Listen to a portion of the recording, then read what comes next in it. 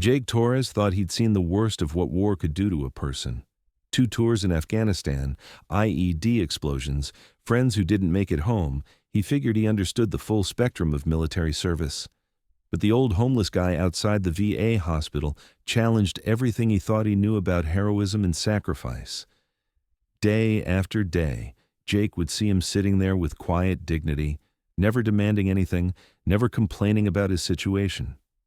Just existing on the margins of a system that seemed designed to help people like him. When Jake finally worked up the courage to actually talk to the man instead of just dropping coins in his cup, he had no idea he was about to meet someone whose actions had once changed the course of American military history. Welcome to Veteran Stories. Before we dive into this powerful tale of hidden honor, systemic failure, and the moment when America's highest military decoration was discovered on the streets, tell me in the comments which city you're watching from today. And if you believe stories like this deserve to be told, hit that subscribe button.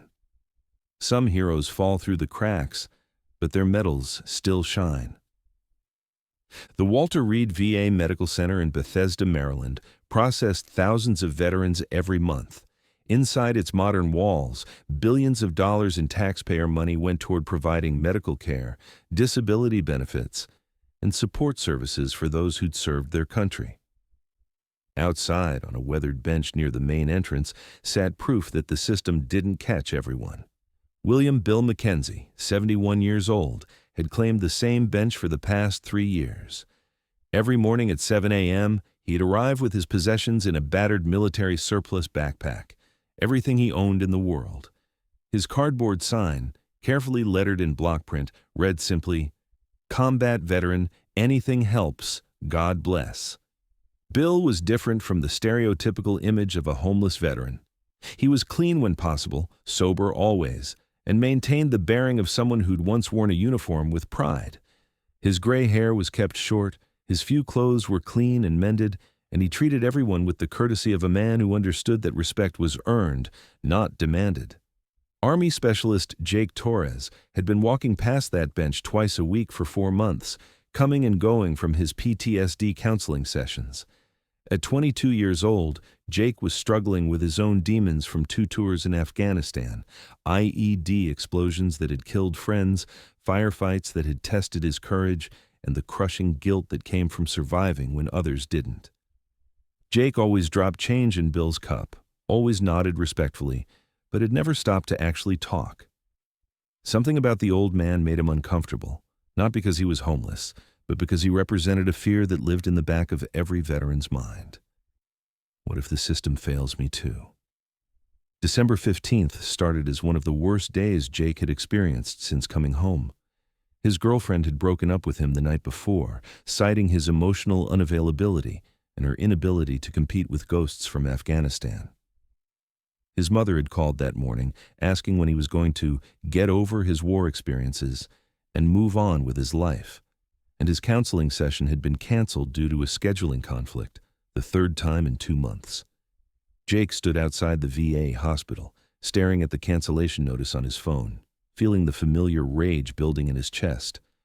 2 years of asking for help, 2 years of navigating bureaucracy, 2 years of being told that his trauma was being processed while he struggled to sleep through the night. That's when he noticed Bill watching him with concerned eyes. "Rough day, son," Bill asked quietly. Jake looked at the old man, really looked at him for the first time. There was intelligence in those weathered features, compassion in eyes that had seen their own share of hard times. "Yeah," Jake said, surprising himself by responding. "You?" Bill smiled slightly. "Every day's a gift when you wake up above ground." Something in Bill's tone, the matter-of-fact acceptance, the lack of self-pity, made Jake sit down on the bench. He'd been carrying his anger and frustration alone for so long that talking to someone who might understand felt like a lifeline. "What branch?" Jake asked. "Army? You?" "Same. Afghanistan, 2019 to 2021. Bill nodded. "Vietnam, 1971 to 1973. Jake felt a flutter of respect. Vietnam veterans had carried the additional burden of coming home to a country that didn't want to acknowledge their service. If this man had survived that and was still maintaining his dignity despite his circumstances, maybe there was hope. "You been out here long?" Jake asked. 3 years. System's a little slow sometimes." Jake looked at the massive hospital complex, then back at Bill. 3 years? How's that possible? "Paperwork gets lost, appointments get delayed. You know how it is. Hurry up and wait." Jake did know. The bureaucracy that was supposed to help veterans often seemed designed to wear them down, to make them give up rather than fight for the benefits they'd earned. "What happened?" Jake asked. "I mean, how did you end up out here?" Bill finished. "Long story. Short version. Came home broken, took a while to admit it, took longer to ask for help. By the time I did, I'd lost everything else." Over the following weeks, Jake found himself stopping to talk with Bill regularly. Sometimes before appointments, sometimes after, sometimes just because he needed to talk to someone who understood what it meant to carry invisible wounds. Bill never asked for anything beyond basic conversation, never pushed Jake to share more than he was comfortable with, never offered advice unless asked. But gradually, Jake began to notice things about the old man that didn't quite fit the image of a typical homeless veteran. The way Bill carried himself spoke of military discipline that had never been broken. His vocabulary suggested education and intelligence. Most telling of all, other veterans, especially the older ones, treated him with a deference that went beyond simple respect for age or circumstances.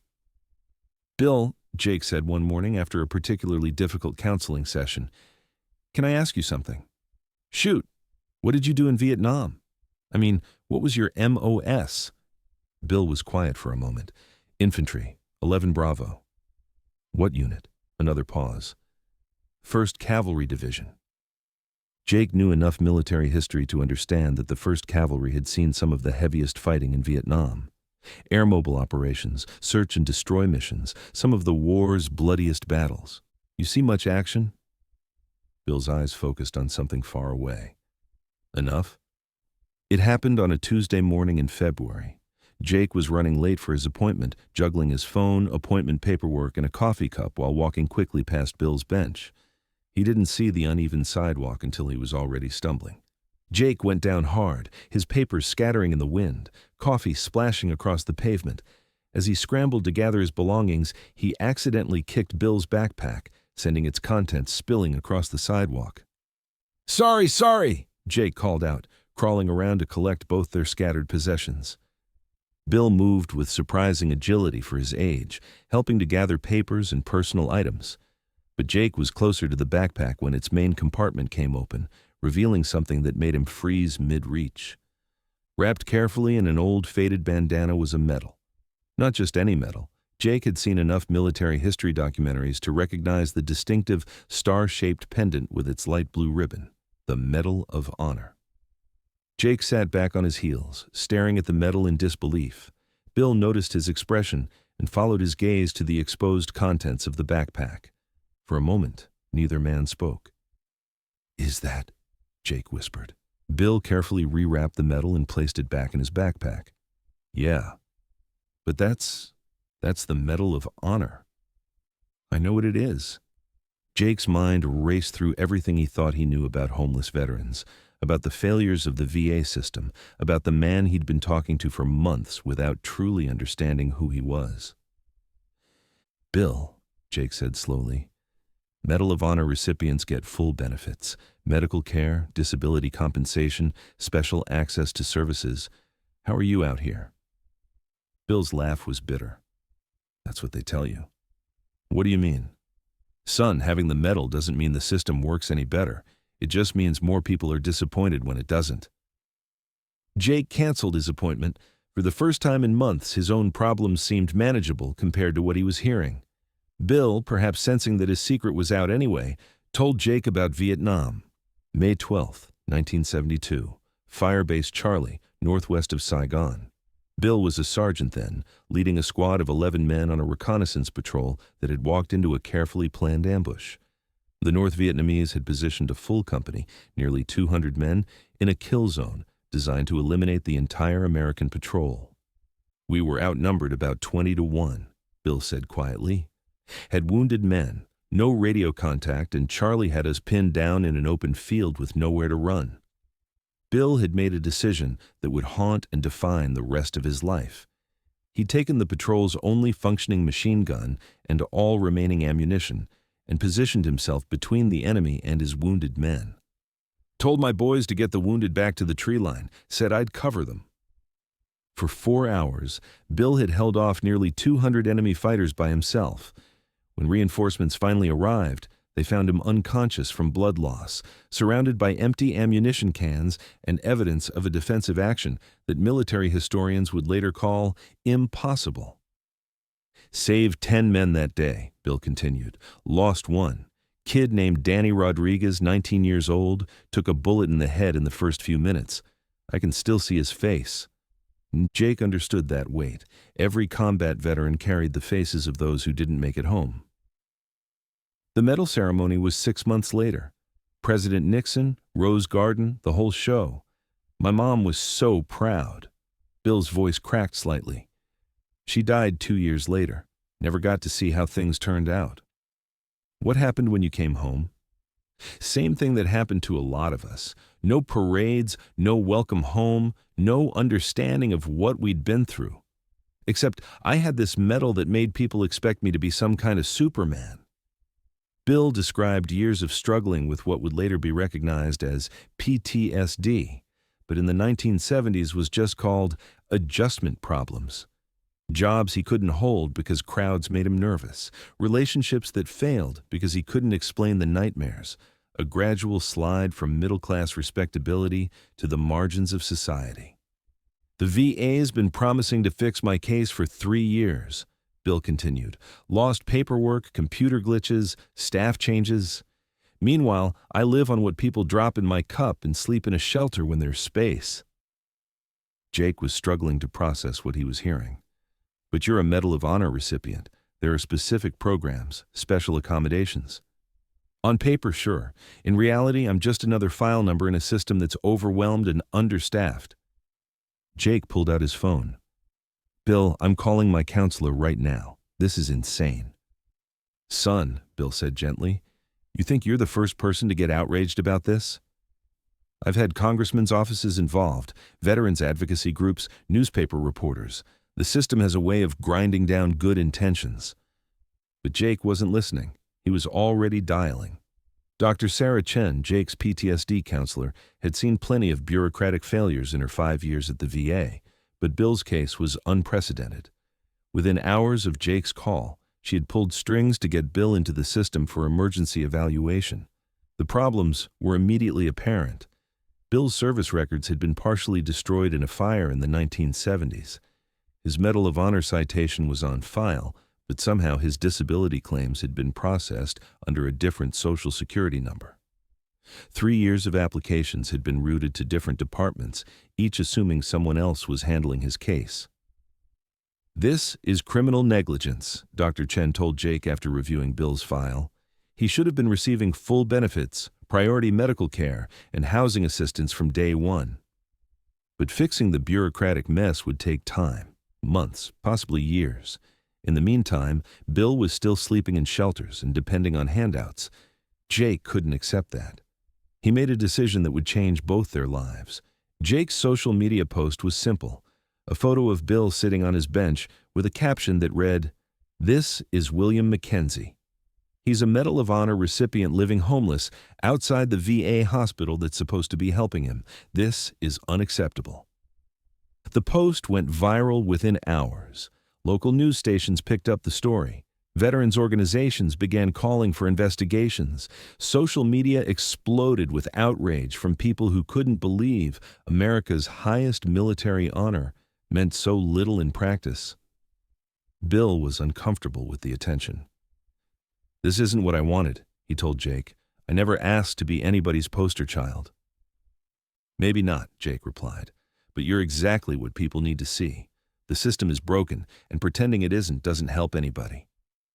Within a week, Bill's story was national news. The contrast was stark and undeniable.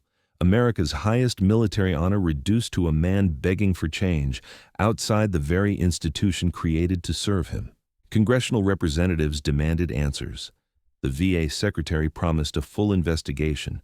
Veterans advocacy groups used Bill's case to highlight systemic problems that affected thousands of homeless veterans.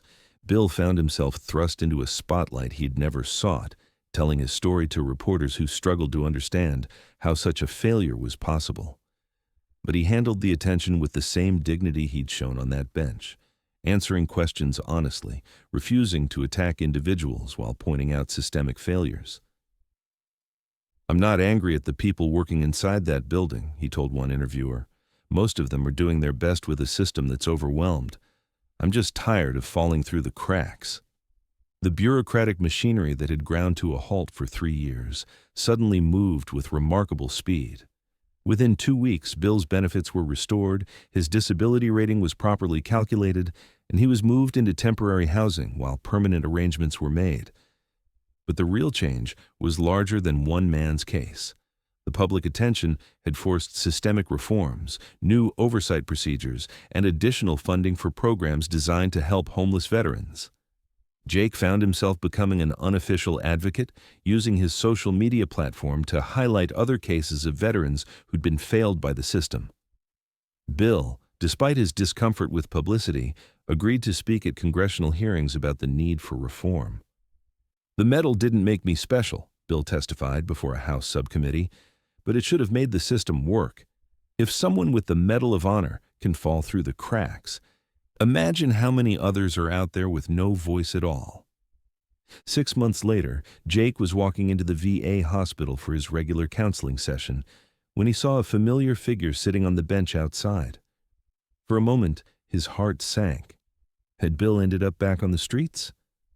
But as he got closer, Jake realized the situation was different. Bill was there by choice now, dressed in clean clothes with a small table set up beside him. A sign read, "Veteran Advocacy, Free Help with VA Claims." "What's this?" Jake asked. Bill smiled. "Figured I learned enough about the system's problems to help other people navigate them. Dr. Chen got me certified as a peer counselor. I come out here 3 days a week." Jake looked at the line of veterans waiting to talk with Bill. Young soldiers from Iraq and Afghanistan, middle-aged guys from the Gulf War, older men who might have served in Vietnam or Korea, all seeking help from someone who understood both their struggles and the system's failures. Bill's informal advocacy had grown into something larger. Working with Dr. Chen and the VA's administration, he'd helped develop new procedures for identifying and helping homeless veterans. His story had become a case study in everything that could go wrong and everything that needed to be fixed. "You know what I learned?" Bill told Jake one afternoon as they watched him help a young Marine navigate his disability claim. "The medal was never about me. It was about the 10 men I served with that day, about the responsibility to keep serving even when the war's over." Jake had found his own path forward as well. His PTSD counseling had progressed to the point where Dr. Chen had suggested he consider becoming a peer counselor himself. The act of helping Bill had helped Jake process his own trauma, had given him a sense of purpose beyond his own struggles. 2 years after that accidental encounter on the sidewalk, both men had found new missions. Bill had helped dozens of veterans navigate the VA system, had testified before Congress multiple times, and had become a nationally recognized advocate for homeless veterans. Jake had completed his peer counselor training and was working part-time at the VA while finishing his college degree. His social media presence had evolved into a platform for veteran advocacy, highlighting success stories alongside systemic problems. The bench outside the VA hospital had been dedicated as the William McKenzie Veterans Advocacy Station, with a small plaque recognizing Bill's service and his ongoing mission to help fellow veterans. But the real memorial was less formal. The dozens of veterans who were no longer homeless, no longer lost in bureaucratic mazes, no longer invisible to a system that had sworn to serve them. William McKenzie's Medal of Honor had been earned in 4 hours of impossible courage on a battlefield in Vietnam. But his real legacy was built over years of quiet persistence, of refusing to give up on a system that had given up on him, of turning personal failure into advocacy for others. Some heroes save lives in moments of dramatic action. Others save lives through years of patient service, through refusing to accept that any veteran should fall through the cracks, through proving that honor isn't just about what you do in war. It's about how you serve in peace. The old homeless man outside the VA hospital had never stopped serving. He'd just changed his battlefield. Jake Torres thought he'd understood the full spectrum of military service when he came home from Afghanistan. He'd learned that heroism isn't just about surviving combat. It's about what you do with that survival, how you use your experience to serve others, how you turn your own struggles into strength for the next person who needs help. Have you ever met someone like Bill McKenzie? Someone whose quiet persistence changed lives, whose refusal to give up inspired others to keep fighting, whose service continued long after their uniform was packed away. Tell us their story in the comments. Share their name, honor their service, make sure their advocacy is remembered. Because at Veteran Stories, we believe that the greatest heroes are often the ones sitting quietly on benches, holding cardboard signs, waiting for someone to see past their circumstances to their character. Subscribe if you want to hear more stories about the veterans among us, the ones still fighting battles that most people never see, still serving missions that don't make headlines, still proving that honor is measured not by what you've done, but by what you continue to do for others.